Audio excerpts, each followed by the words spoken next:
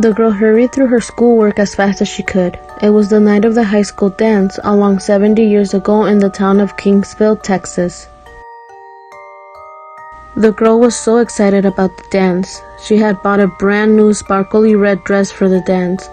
She knew she looked smashing in it. It was going to be the best evening of her life. Then her mother came in the house, looking pale and determined. "You are not going to that dance," her mother said. "But why?" the girl asked her mother. "I've just been talking to the preacher. He says the dance is going to be for the devil. You're absolutely forbidden to go," her mother said.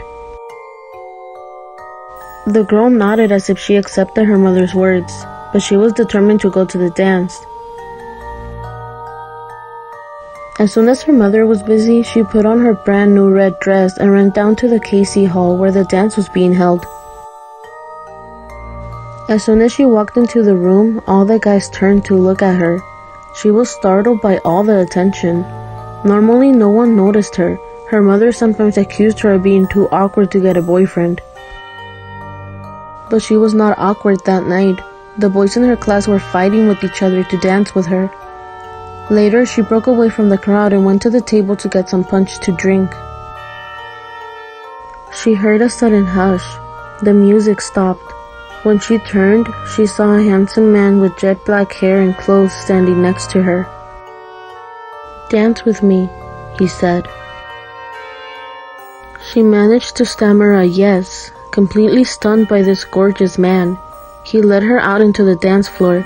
The music sprang up at once. She found herself dancing better than she had ever danced before. They were the center of attention. The man spun her around and around. She gasped for breath, trying to step out of the spin, but he spun her faster and faster. Her feet felt hot. The floor seemed to melt under her. He spun her even faster. She was spinning so fast that a cloud of dust flew up around them both. They both ended up being hidden from the crowd. When the dust settled, the girl was gone. The man in black bowed once to the crowd and disappeared. The devil had come to his party, and he had spun the girl all the way to hell.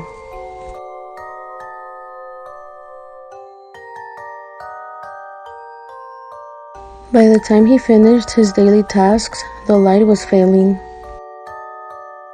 But everything he needed to accomplish before he made the journey to visit his betrothed was completed.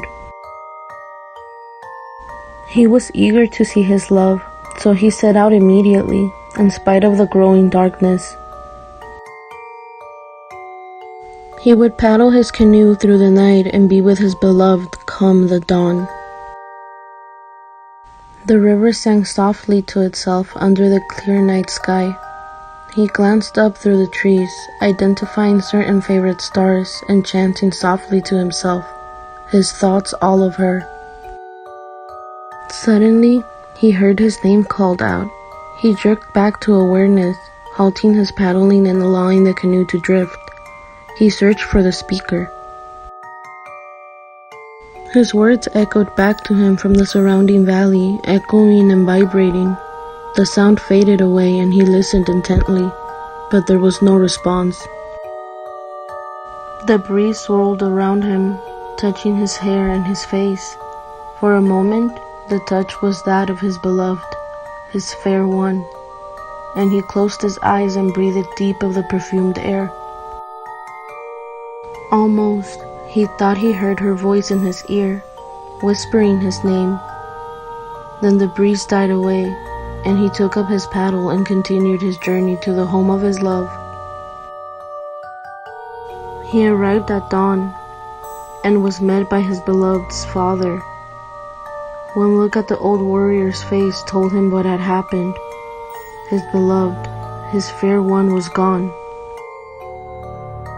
She had died during the night while he was journeying to her side. Her last words had been his name, uttered twice, just before she breathed her last. He fell on his knees. weeping like a small child. Around him, the wind rose softly and swirled through his hair across his cheek as a gentle touch. In his memory, he heard his beloved's voice, calling to him in the night.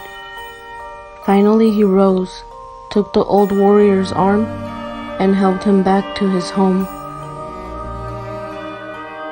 To this day, travelers on the Cuapel River can still hear the echo of the Cree warrior's voice as he reaches out to the spirit of his beloved, crying, "Who calls?"